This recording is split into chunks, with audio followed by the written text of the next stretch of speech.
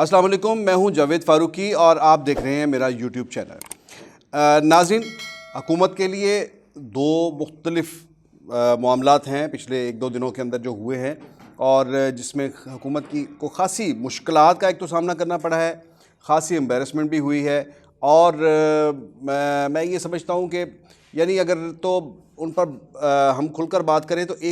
एक वाक़े में तो हुकूमत जो है वो ज़िच हुई है इंटरनेशनल कम्युनिटी के अंदर, दूसरे में और उसकी कई पॉलिसीज़ जो हैं वो सवालिया निशान बनी हैं और दूसरी में जो दूसरा जो वाक़या हुआ है उसके अंदर हुकूमत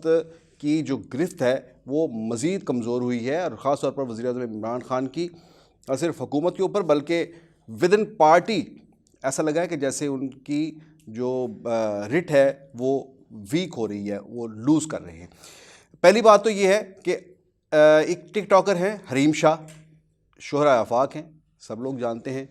बड़ा अब तो बड़ा नाम है उनका। उन्होंने हुकूमत को एक्सपोज किया है बहुत बुरी तरह से। अब तो अगरचे उन्होंने इसकी तरदीद कर दी है जब हुकूमत ने उसके ऊपर एक्शन लिया, लेकिन यह है कि वो हरीम शाह की वो वीडियो अगर वो दुरुस्त है तो भी बहुत संगीन मामला है और अगर वो मजाक है तो इंतहाई खौफनाक भयानक किस्म का मजाक है, जिसमें हरीम शाह ने कहा कि मैं गैर मुल्की करेंसी है और उसके ढेर लगा हुआ है और वो कह रही हैं कि मैं ये ले आई हूँ और मुझे तो आपको पता है कि कोई कुछ कह नहीं सकता, लेकिन आप ज़रा एहतियात से लाएं। और फिर उन्होंने उसके अंदर ये कहा कि पाकिस्तान की करेंसी हम बाहर आते हैं तो थोड़े से डॉलर मिलते हैं, थोड़े से पाउंड मिलते हैं उसके बदले में, और फिर पाकिस्तानी पासपोर्ट के हवाले से ये इस किस्म की वीडियो है कि वो जो बहुत से अहम लोगों की एक लाडली जो है उसने पाकिस्तान की स्टेट को चैलेंज किया है, यहाँ के कानून को चैलेंज किया है। ना सिर्फ चैलेंज किया है बल्कि इसका एक पहलू जो मैं आपके सामने में रखूं तो वो आप हिला कर रख देता है। वो ये है कि हुकूमत ने पिछले 3 साल के अंदर मनी लॉन्ड्रिंग के ख़िलाफ़ जो इक़दाम किए वो क्यों किए थे। वो इसलिए किए थे कि पाकिस्तान के ख़िलाफ़ FATF जो पाबंदियाँ आयद की थी FATF ने, और पाकिस्तान को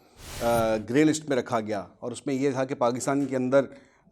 से यहाँ से मनी लॉन्ड्रिंग होती है, ब्लैक मनी है यहाँ पर, और वो मनी लॉन्ड्रिंग जो होती है और वो जो ब्लैक मनी है वो इस्तेमाल होती है कोई ड्रग की स्मगलिंग में या फिर दहशतगर्दी के हवाले से। तो ये एक केस बनाया गया पाकिस्तान के ख़िलाफ़ और ख़ास तौर पर मनी लॉन्ड्रिंग जो है उस पर पाकिस्तान के ऊपर काफ़ी ज़बरदस्त किस्म का उसे चार्जशीट किया गया, जिस पर हुकूमत पिछले 3 साल से बहुत ज़्यादा दबाव में है। अगरचे 2012 से इसके ऊपर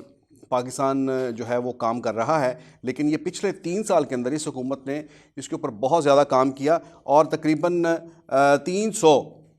रिफॉर्म्स जो थी कवानीन के अंदर वो की हुकूमत ने, और इसमें रिफॉर्म्स की, कानून सख्त किए और बड़े बड़े लोगों के ऊपर हाथ डाला, जिसमें साबिक़ सदर आसिफ अली जरदारी,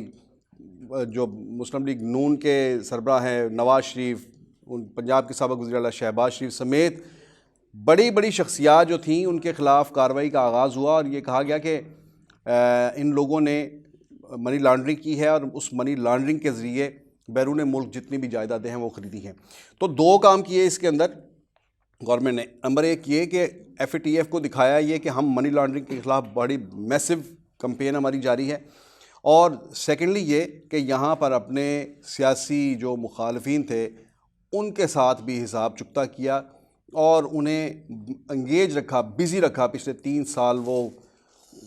एक से दूसरी अदालत, दूसरी से तीसरी अदालत में वो पेशियाँ भुगत रहे हैं और उन्हें अच्छी तरह से रगड़ा लगाया है उन्होंने। सो ये एक मामला जो 3 साल से चल रहा है, ये पूरी की पूरी प्रैक्टिस चले। हुकूमत ने जो भी कड़ाका निकाला अपने सियासी मुखालफिन का, लेकिन हुआ ये कि ये तमाम जितने इक़दाम किए उसमें जो बैंकिंग का शोबा है उसके अंदर काफ़ी सख्त कवानीन आए। अभी भी आप 20,000 रुपये का अगर आपका बिजली का बिल आ जाए, 20,000 रुपये की अमाउंट आपने जमा करवानी हो तो आपको साथ शनाख्ती कार्ड की कॉपी जो है वो मांग लेता है बैंक, ताकि कोई भी ट्रांजेक्शन जो है वो अनरजिस्टर्ड ना हो, ये ना पता हो कि ये कैसे हुई है। यहाँ तक हमारी हुकूमत जो है वो गई है। इसी का नतीजा ये है कि ईज़ ऑफ डूइंग बिज़नेस में जो पाकिस्तान का 3 साल पहले 356वां नंबर था, वो हमारे अयूबी साहब ने बताया, वो बड़े टैक्स कवानीन के माहिर हैं, उन्होंने बताया कि अब पाकिस्तान का नंबर जो है वो 106 पे आ गया है। यानी हुकूमत ने वाकई काफ़ी इसके ऊपर काम किया। लेकिन हरीम शाह की एक वीडियो ने ये तमाम टैक्स रिफॉर्म्स, तमाम जो मालियाती इस्लाहात थीं, जितनी भी शहबाज शरीफ के ख़िलाफ़ केसेस, नवाज शरीफ के ख़िलाफ़ केसेस, आसिफ जरदारी के ख़िलाफ़ केसेस, सब पर हरीम शाह ने पानी फेर दिया और मजाक बनाकर रख दिया हुकूमत के तमाम कवानीन का, तमाम इंतज़ामात का। इस पर हुकूमत जो है वो एक्टिव हुई है। मेरी ख़ुद जो है वो शहजाद अकबर जो एहतसाब के जो मिनिस्टर हैं, और वो ये सारे का सारा मनी लॉन्ड्रिंग का जितना भी जो मामला है इसको हैंडल कर रहे हैं। कप्तान की ये जो इशू है, ये जो चैप्टर है, इसके इंचार्ज वो शहजाद अकबर हैं। उनसे बात हुई तो उन्होंने कहा कि हमने बरतानवी हुकूमत को भी लिखा है कि ये हरीम शाह से पूछें, पकड़ें उसे और उससे पूछें कि ये पैसे कहाँ से आए हैं। ये इस हवाले से ये हरीम शाह का ये जो उसकी जो वीडियो है, उसका जो ये जो ऑफेंस है, ये पाकिस्तान की स्टेट के लिए बहुत ज़्यादा काबिल गौर है। और फिर ये देखने वाली बात है कि ये क्या मुल्क है, ये कैसे कैरेक्टर हैं जो यहाँ पर फिर रहे हैं। और वो खुलेआम कहती है कि मेरे ऊपर तो मुझे तो हाथ को नहीं डाल सकता। और फिर वो कभी कभी तो ये लगता है कि वो ठीक कहती है हरीम शाह, कि वो फ़ोन मिलाती है ऐसे, तो आगे से वो मुल्क का वज़ीर दाखिला शेख रशीद साहब को फ़ोन मिलाती है डायरेक्ट, तो वो बड़े फ्रैंक, हाँ हरीम शाह क्या कहती हो, अच्छा ठहरो मैं मीटिंग में हूँ। भाई मुल्क के वज़ीर दाखिला के साथ जो खातून डायरेक्ट है, और पता नहीं किस किस के साथ डायरेक्ट है, वज़ीर ख़ारजा के ऑफिस में वो दंदनाती फिरती है, वहाँ वीडियो बनाती है, उसे कौन हाथ डाले। यही मैंने बात पूछी शहजाद अकबर साहब से कि उसके पास कोई वीडियोज़ हैं कोई लोगों की, इंपॉर्टेंट लोगों की, वो जो ये उसका दावा है कि मुझे कोई कुछ नहीं कह सकता, तो उन्होंने मुस्करा कर टाल दिया, नहीं ऐसी कोई बात नहीं है। लेकिन मेरा ख्याल है उस बीबी के पास कुछ चीज़ें हैं अच्छा खासा, और जिसके बल पर वो जो है वो ये सारे का सारा छलांगे मारती फिरती है। तो ये हुकूमत को सख्त एक्शन लेना चाहिए, अदरवाइज़ ये मुल्क हरीमज़दा हो जाएगा। ये बात मैं कह रहा हूँ, ये इसको याद रखें। दूसरी बात, हुकूमत ने मिनी बजट पास करवा लिया है, लेकिन ये मिनी बजट पास करवाते करवाते हुकूमत की अपनी बुनियादें हिल कर रह गई हैं। हुकूमत ने जो मिनी बजट पेश किया उसके ऊपर एक तरफ तो उसके अपने अरकान की तरफ से बड़ी मुज़ाहमत आई।